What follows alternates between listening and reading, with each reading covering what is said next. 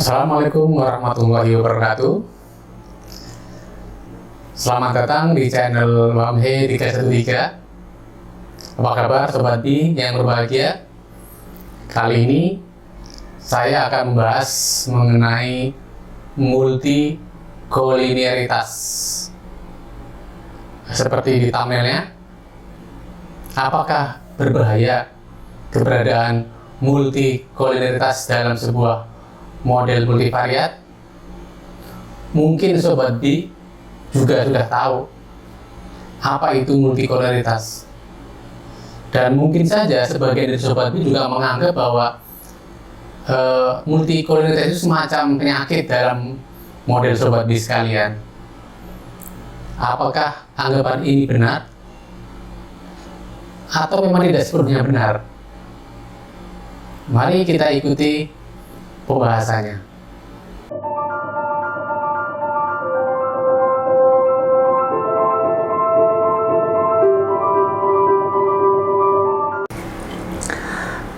Multikolinearitas itu ya, kalau kita definisikan adalah adanya hubungan antara variabel independen di dalam sebuah model multivariat. Itu ya, jadi di sini saya akan menyampaikan dalam 3 tahapan. Yang pertama, dasar teorinya dulu, yang kedua, analisanya, dan yang ketiga, kesimpulan. Itu ya, kita mulai dari yang pertama, dasar teori.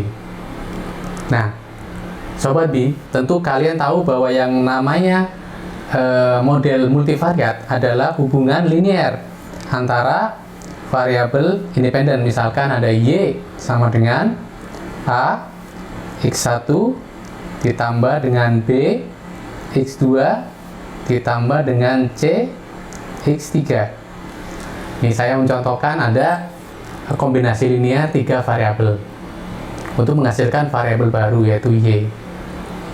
Nah, ketika Sobat B menentukan ya, atau membuat pilihan mengenai model ini yang akan kita gunakan untuk membahas atau untuk meneliti sesuatu, tentu tidak lepas dari tujuan Sobat B semua. Dan kita tahu bahwa tujuan dari analisa multivariat itu ada 3. Yang pertama apa? Yang pertama adalah untuk mengukur. Nah, mengukur apa? Yaitu mengukur seberapa besar pengaruh variabel independen terhadap dependen. Itu ya, baik secara univariat atau individu maupun secara simultan atau secara bersama-sama. Nah, kalau tujuannya hanya mengukur, mungkin ya kan tidak usah membuat model yang sifatnya dependensi atau independen terhadap independen dan dependen. Kan ada yang pengaruh yang sifatnya tidak dependensi dalam multivariat itu banyak. Tapi ada tujuan kedua, yaitu apa? Yaitu Sobat B akan melakukan interpretasi atau melakukan explain tuh ya. Explain apa? Terhadap pengaruh variabel independen terhadap dependen. Ya, berarti kita akan melakukan interpretasi secara mendalam. Nah, para peneliti itu mungkin ada beberapa cara dalam melakukan interpretasi ini. Yang jelas, mereka akan melakukan interpretasi secara mendalam. Misalkan, ya kan, ketika X1-nya bertambah satu satuan, maka Y-nya bagaimana? Ketika X2-nya seperti ini, maka Y-nya bagaimana? Jadi mereka akan melakukan analisa per variabel independen, tapi pengaruhnya secara simultan. Itu ada seperti itu juga. Dan ada tujuan yang terakhir, yaitu melakukan prediksi. Prediksi. Jadi ada sebagian peneliti, ya, dia membuat model variat, tujuannya bukan untuk interpretasi, tapi dia hanya untuk memprediksi saja. Apa maksudnya? Yaitu hanya begini saja. Misalkan kita memperoleh model Y sama dengan A X1 ditambah B X2 ditambah C X3. Ketika X1-nya segini, X2-nya segini, X3-nya segini, maka Y-nya akan ketemu. Nah, itulah prediksi. Nah, prediksi ini mungkin akan diterapkan pada objek yang lain di luar sampelnya dia, mungkin pada sampel yang lain, mungkin pada manusia yang lain dan sebagainya. Yang jelas hanya ingin menghasilkan sebuah persamaan yang akan digunakan untuk memprediksi. Itu dari tujuan. Kemudian dari sifat variabel acak, itu ya, sifat variabel acak, sifat variabel random atau acak atau peubah acak, gitu ya.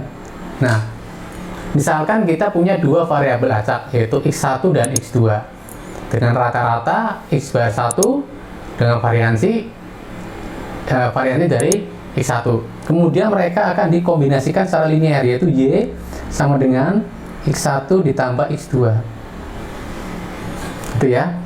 Jadi ketika x variabel acak ditambah dengan variabel acak atau variabel random, maka menghasilkan sebuah variabel random yang baru, yaitu saya namakan y.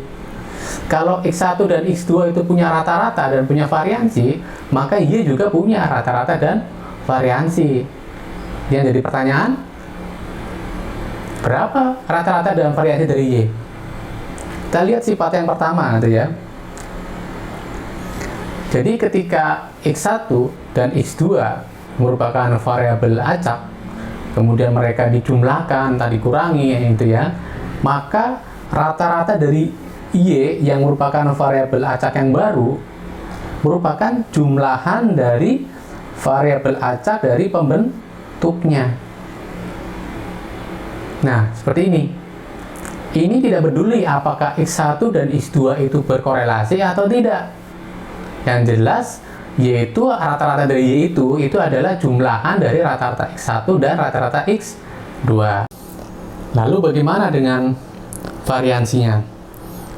Jadi variansi ini ya, yang kedua, variansi dari y itu sama dengan variansi dari x1 ditambah dengan variansi dari x2 ditambah dengan dua kovariansi x1 dan x2. Itu artinya bahwa ternyata sifat dari variansinya tidak sama dengan sifat dari rata-rata. Di sini ada muncul komponen, yaitu kovariansi. Akan tetapi, bagaimana jika x1 dan x2 itu tidak berkorelasi? Itu artinya unsur dari kovariansi akan hilang, ya. Sehingga ketika x1 dan x2 itu dia independen atau tidak ada korelasi, maka variansi dari y merupakan penjumlahan dari variansi x1 dan variansi x2. Oke ya. Sekarang teori yang ketiga. Kita kembali ke sini. Perlu Sobat B ingat bahwa ketika Sobat B membuat sebuah model multivariat, gitu ya, bahwa variansi dari variabel dependen itu dipengaruhi oleh tiga unsur, gitu ya. Jadi variansi dari y ini itu ada tiga unsur pembentuknya, gitu ya. Yang pertama apa? Yang pertama adalah variansi y itu dipengaruhi oleh dari variansi variabel independen. Itu yang pertama. Sehingga semakin banyak variabel independen yang dimasukkan ke dalam model, itu akan memperbanyak pengaruhnya terhadap y atau terhadap variabel dependen. Tapi perlu diingat juga, semakin banyak variabel independen yang dimasukkan ke dalam model, maka potensi adanya multikolinearitas juga makin banyak. Lalu bagaimana baiknya? Nanti kita akan bahas di video selanjutnya. Sekarang kita kembali ke ini, gitu ya. Selain dari variabel independen pengaruh dari untuk yang mempengaruhi dari y, maka ada juga pengaruh dari variabel di luar model, gitu ya. Jadi mungkin ada variabel-variabel yang belum dimasukkan oleh peneliti. Misalnya di sini ada X1, X2, X3. Mungkin ada X4, X5, X6 dan seterusnya. Gitu ya. Jadi semakin sedikit variabel independen yang dimasukkan, maka akan memperbesar pengaruh variabel di luar itu ya, variabel di luar model yang akan mempengaruhi dari variansi dari Y. Dan yang ketiga, itunya adanya kovariansi dari variabel independen. Itu ya. Nah, ini yang ketiga ini akan muncul jika adanya multikolineritas. Walaupun dalam persamaan tidak nampak gitu ya, tapi dia akan memberikan sumbangsi. Ketika ada yang multikolineritas atau misalkan X1 dan X2 itu berkorelasi, maka ada komponen kovariansi yang menyumbangkan variabilitas atau variansi dari nilai Y. Jelas ya? Oke. Sehingga dari tiga teori ini kita akan lakukan pembahasan. Apakah multikolineritas itu wajib nggak boleh ada atau boleh? Sekarang kita mulai ya. Saya berangkat dari tujuan. Tadi kita tahu bahwa ada 3 tujuan untuk analisa multivariat: mengukur, interpretasi, dan prediksi. Kalau mengukur tidak akan saya bahas karena semua juga akan mengukur, gitu ya. Tapi mengukur ini tidak secara mendalam, gitu ya. Hanya kekuatan hubungan saja. Yang kita mulai dari interpretasi. Ketika Sobat B ingin melakukan interpretasi terhadap variabel independen, gitu ya, atau analisa lebih mendalam, gitu ya, pengaruh dari variabel independen terhadap dependen, itu artinya Sobat B itu bermain di ranahnya variansi, gitu ya. Misalkan nih, ketika X1 itu naik satu-satuan, maka Y akan naik sebesar A, misalkan. Apakah betul? Gitu ya. Nah, ini akan betul jika, ya, jika tidak ada multikolineritas. Tetapi jika ada korelasi, misalkan nih X1 mempengaruhi X2 juga, maka ketika X1 naik satu-satuan, maka Y akan naik sebesar A ditambah dengan nilai kovariansi, dan seperti itu seterusnya. Sehingga pembahasan analisa interpretasinya itu jadi bias dengan adanya multikolineritas. Sehingga jika Sobat B dalam analisa multivariat bertujuan untuk interpretasi, keberadaan multikolineritas itu tidak boleh ada, nggak boleh ada sama sekali. Nah, sekarang bagaimana kalau yang prediksi? Ketika Sobat B ya, melakukan analisa multivariat hanya untuk membentuk suatu model, dan model ini akan digunakan untuk prediksi mungkin terhadap sampel yang lain atau mungkin objek yang lain, gitu ya. Misalkan di sini ketika X1-nya nilainya sekian, X2-nya sekian, X3-nya sekian, maka Y-nya berapa, gitu ya. Itu prediksi. Nah, kalau Sobat B seperti ini, maka artinya Sobat B itu bermain di ranahnya rata-rata, bukan di variansi. Nah, sehingga berdasarkan dasar tadi yang saya sebutkan, bahwa rata-rata itu tidak dipengaruhi oleh korelasi variabel-variabel pembentuknya. Tetap variabel Y itu sama dengan jumlahan dari variabel X-nya tadi. Sehingga ya, keberadaan multikolineritas itu tidak penting di sini, tidak membahayakan kalau memang tujuannya untuk melakukan prediksi. Jadi jelas ya, seperti itu. Oke, sekarang ke kesimpulan.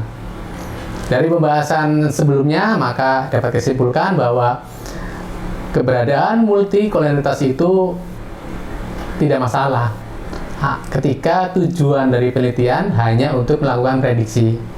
Tetapi jadi bermasalah jika salah satu tujuannya adalah ada interpretasi di dalamnya. Tergantung Sobat B, apa tujuan dari penelitian Sobat B. Itu saja pembahasan dari saya. Jika ada pertanyaan atau komentar, silakan tulis saja di kolom komentar. Oke, sampai jumpa di video yang akan datang. Assalamualaikum warahmatullahi wabarakatuh.